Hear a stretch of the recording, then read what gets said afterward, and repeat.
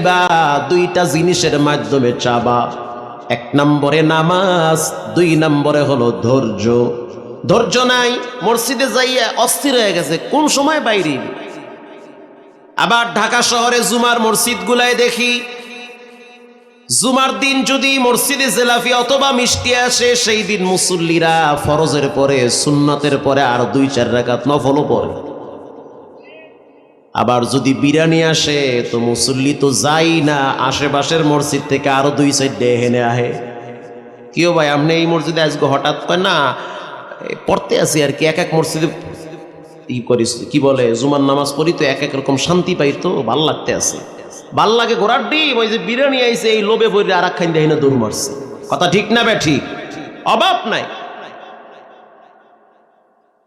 মাগরিবের নামাজের পরে ধৈর্যের সহিত সূরা ওয়াকিয়া পড়েন, লাভবান হবেন। আল্লাহর রাসূল বলেন, কেউ যদি সূরা ওয়াকিয়া পড়ে তার রিজকের